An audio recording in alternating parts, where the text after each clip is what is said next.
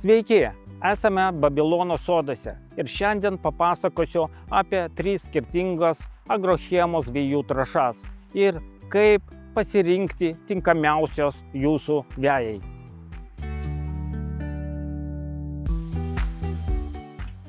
Viena iš jų tai yra agrochemos trąšos vejai, skirtos naudoti pavasariui ir vasaros metu. Tai yra kompleksinės birios trąšos. Jie yra su padidinto azoto kiekio 21%, bet turi ir kitų maisto medžiagų – fosforo, kalį ir mikroelementų – geležis, boras, magnis, kalcis ir siera. Tai yra trąša skirta pagrindiniam vejos tręšimui. Pavasarį mes naudojam. Norma yra nuo 1 iki 2 kg vienam arui, bet yra niuansas, reikia atkreipti dėmesį. Jeigu nusimato šalnos, tai mes trąšų nenaudojam, todėl kad tos trąšos paskatina vejos augimą ir kai ateina šalnos, tai tiesiog mūsų veja gali nukentėti arba net nušalti. Tam, kad būtų mažiau problemų pavasarį, geriau palaukti tų keletą dienų ar net ten savaitę kitą ir paskui jau galim daryti tręšimą. O vasaros metu mes naudojam mažesnę normą nuo pusės kilogramo iki 1 kg vienam arui. Tos trąšos reikia tolygiai išbarstyti po visą plotą, o vasaros metu naudojama mažesnė norma, todėl kad pagrinde tai jau naudojam vasaros metu kaip trąšos, kaip papildomą tręšimą. Pavasarį mes turim padaryti pagrindinį tręšimą tam, kad veja atsigautų kuo greičiau po žiemos, įgautų žalesnę spalvą ir pradėtų kuo greičiau augti.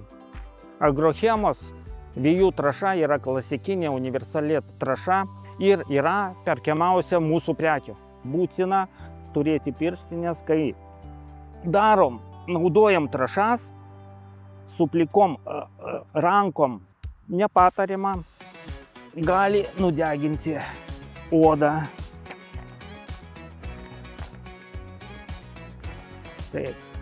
Turim kuo tolygiau pabarstyti per savo veją, nepribarstyti vietomis daugiau, todėl kad ten, kur paklius daugiau, veja augs greičiau, bus aukštesnė, o kur mažiau bus mažesnė ir vizualiai labai skirsis tada.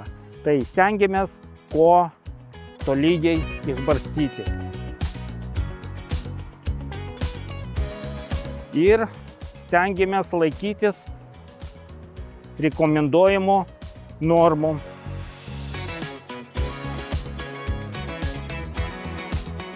Kai mes turim veją, dažnai atsiranda problema, kad atsiranda vėjose samanos. Ir tada kyla problemų ir rūpesčių ir tada sprendžiam, ką daryti su to samanu.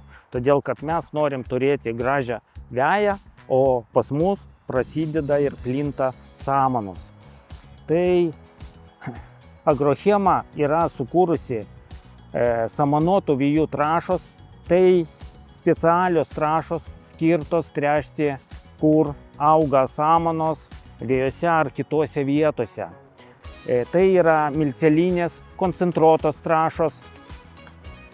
Jos, kai mes panaudojam, sudaro nepalankios samanom augimo sąlygos ir samanos dėl to pajuoduoja, paroduoja ir su laiku žūsta. Reikia turėti omeny, kai žūsta vejose samanos, tai jos iš vejos neišgaruoja.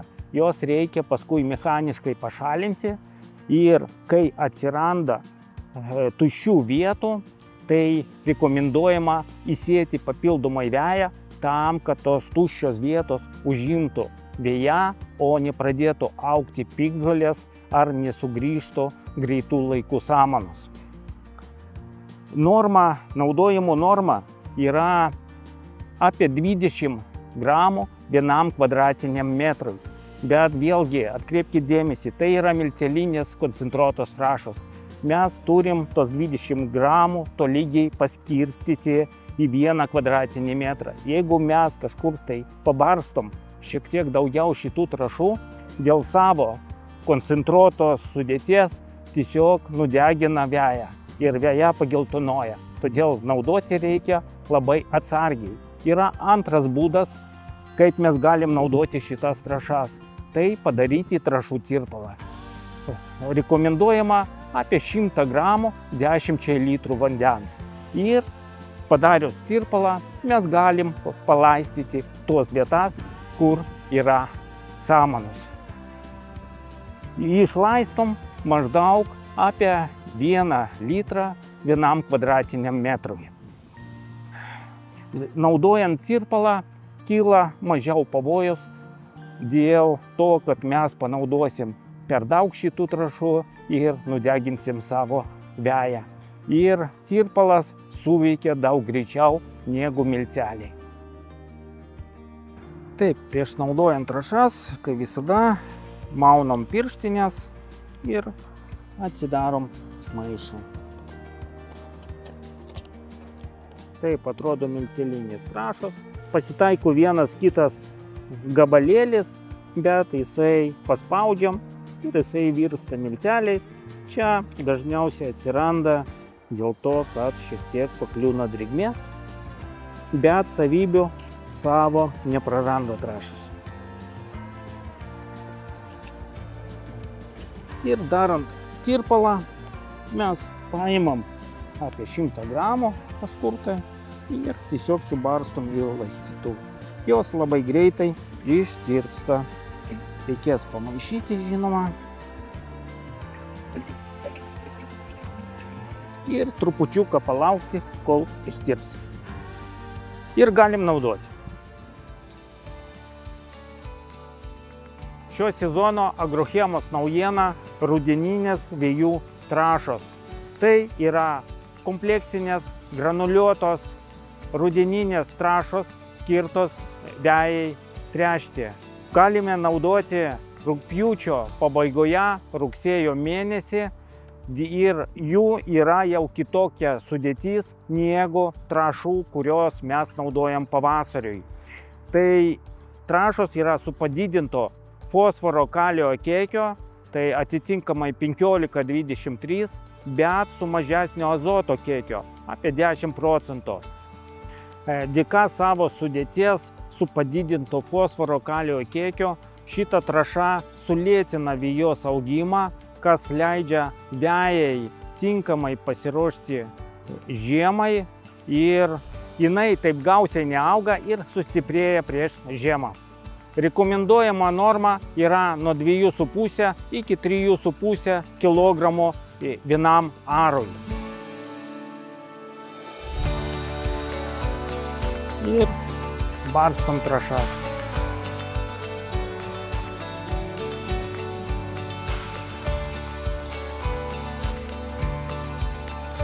Yra keletą bendrų vejos tręšimo taisyklių. Nenaudojam trąšų, jeigu veja yra šlapia, todėl kad yra didelė tikimybė, kad mes veją savo nudeginsim. Trąšos naudojam tada, kai veja yra sausa, kai vejos lapeliai yra sausi. O paskui galim laistyti, gali lyti lietus ir viskas bus tvarkoje. Taip pat reikia nepamiršti, kad visos trąšos turi būti paskleistos tolygiai ant viso ploto. Jeigu mes pamatom kažkokius tai dryžius arba matom vaizdžiai skiriasi veja po tręšimo, tai reiškia mes neteisingai panaudojam trąšas. Visas agrochemos trąšas galite įsigyti fizinėse agrochemos parduotuvėse, elektroninėje agrochemos parduotuvėje ir didžiosiuose prekybos tinkluose.